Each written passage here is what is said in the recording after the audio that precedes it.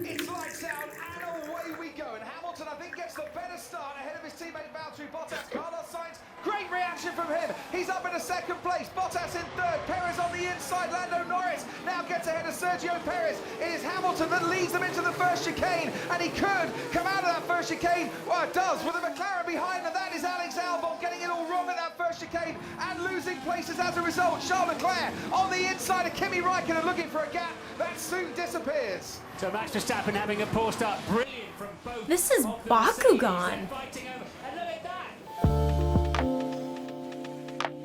Something that sucked me into the world of the Bakugan Reboot TCG is the fact that it's a smart game. That's not to say it's complex, not to say it's chess or something, but I genuinely find it to be clever and interesting to play. The first time I really paid attention to the game, I found myself interested in the dynamics of it, the way the cards were strategized, the vast options for deck building with various strategies, and the rampant personal customization possible. Not only that, but there's an entire physical aspect to it that creates a surprisingly high skill ceiling, much to the shock of the game developers themselves. This unintentional skill aspect, partnered with team creation and deck building, brought up a strange parallel in my mind. A parallel to Formula 1 racing? If you follow me on Twitter, you'll see me occasionally liking and retweeting about these guys, mainly European, in these weird open wheel vehicles that look more like go-karts that have been stretched wide in Photoshop and posted on the internet for absurdist comedic effect. That's Formula 1. Known and referred to as F1, this open wheel racing format is regarded as, and I quote, the pinnacle of motorsport.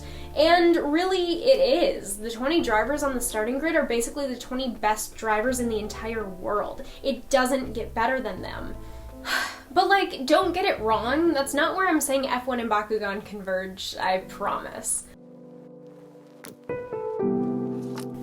The reason Formula 1 is called Formula 1 is because of a blatantly obvious reason right in the name, the formula. There are a few different formula series of racing, but each one gets that title because of the fact that they follow a very specific set of regulations in regards to the design of the form and functionality of the car itself. Aspects of F1's regulations include the design of the car's chassis, the engine, the tires, and more. Different teams compete to design the best cars under this formula. The regulations surrounding the formula are very strictly enforced, and violation or even suspicion of violation can result in an investigation that, if a team is found guilty, can result in anything from a heavy fine to disqualification. All of this, of course, is regulated by the Fédération Internationale de l'Automobile, or the FIA, which, although the French is pretty obvious on its own, in English is referred to as the International Automobile Federation. In Bakugan, there are set rules and regulations for how you can construct your team and deck. Your deck can consist of no more and no less than 40 cards. You can only use 3 Bakugan, and they can be in similar or different factions, but you cannot use the same Bakugan in the same faction twice. You only get 6 cores, and all of the cards in your deck must match the base factions of your Bakugan. You are not playing the game correctly and will not be able to compete in official or organized play if you violate these rules. So it's like, okay, sure, there are rules and design restrictions, that's with most things. How is this a comparison? You see, what makes Bakugan Bakugan and what makes F1 F1 is the structure. Essentially, it's about the formula. The specificity and uniqueness of both Bakugan and F1 are what makes them intriguing and interesting. In Formula 1, the tires on the car have to be supplied by Pirelli, and there are currently a total of 5 tire compound types: soft, medium, hard, intermediate, and wet. The tire compound is the stuff that makes up the tires. Soft tires are smooth, sticky, and offer maximum grip to the track. Medium tires are slightly harder with less grip, and hard tires are, well, the hardest. Softs don't last long and have to be replaced after a handful of laps, whereas hard tires can last a lot longer while offering the least traction. Meanwhile, intermediate tires have moderate tread on them to help shed water if the track is damp, and wet tires have more tread to shed as much water as possible and maintain traction if it's raining. A good layman's concept of tire types overall would be to water things down to summer tires and winter all-season tires for everyday road vehicles. Drawing a comparison from F1 to Bakugan, Bakugan has 5 types of cores, and what cores you can use are determined by what cores your Bakugan have associated with them on their character card.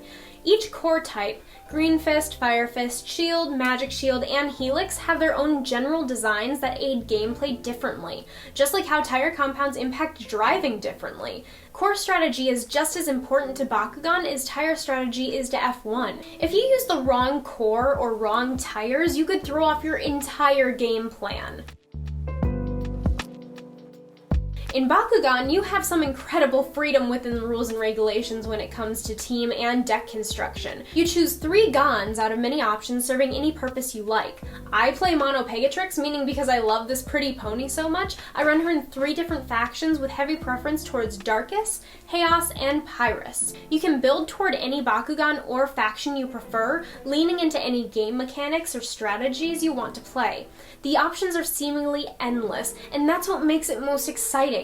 The variables in which teams, factions, cards, and strategies are afforded within gameplay makes it unique and difficult to know how a game is necessarily going to go down. And that's what really made me realize Bakugan and Formula 1 are the same thing. I like them for the exact same reason, the intrinsic challenging variety offered by the nature of the sport.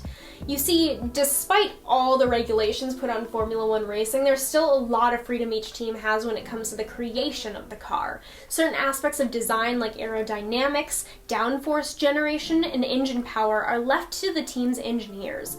What you end up with is that fact that no 2 teams' cars are the same.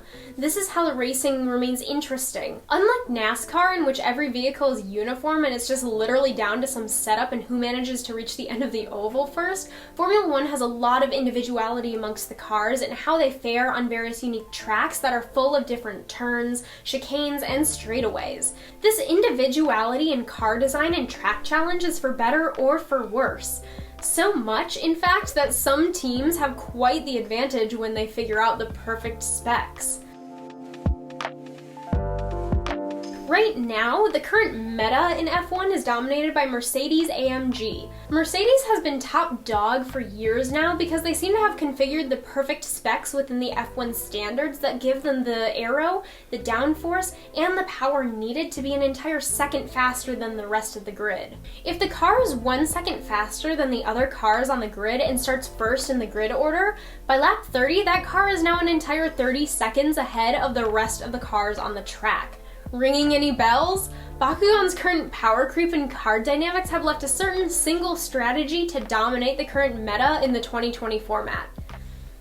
Sync. As of the time I'm filming this, the best proposed deck utilizes the sync mechanic in the factions Aquas, Darkus, and Ventus. This has led to some great disparity amongst the Bakugan TCG community. People don't want the game to be dominated by decks that are duplicates of the same most strong mechanic. It makes what should be unique gameplay based off structure and content the game has to offer congeal into uniformity. And instead of being spontaneous and challenging, the game becomes predictable and lackluster.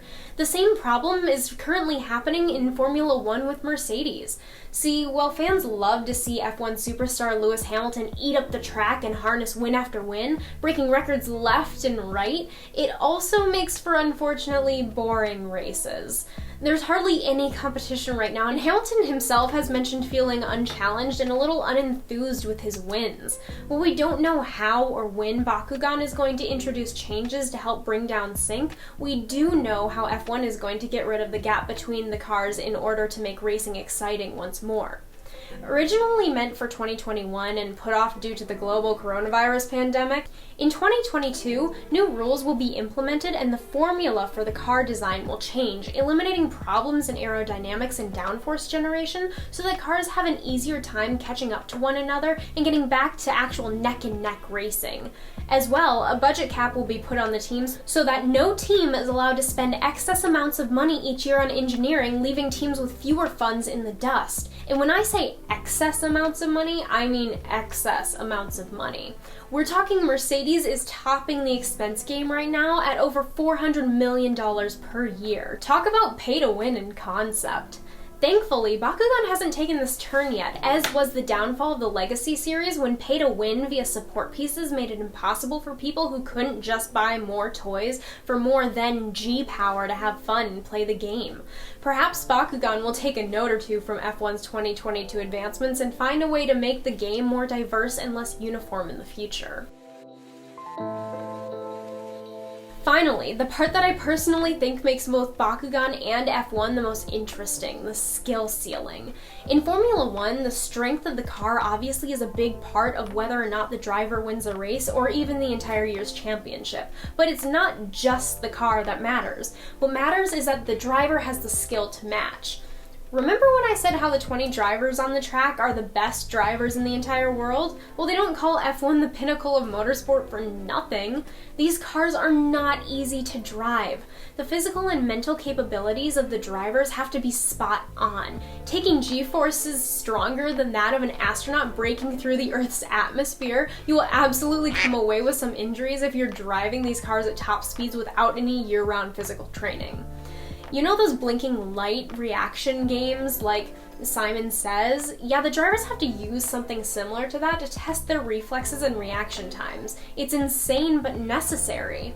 If a driver can't perform well out on the track, they could be a danger to themselves and others.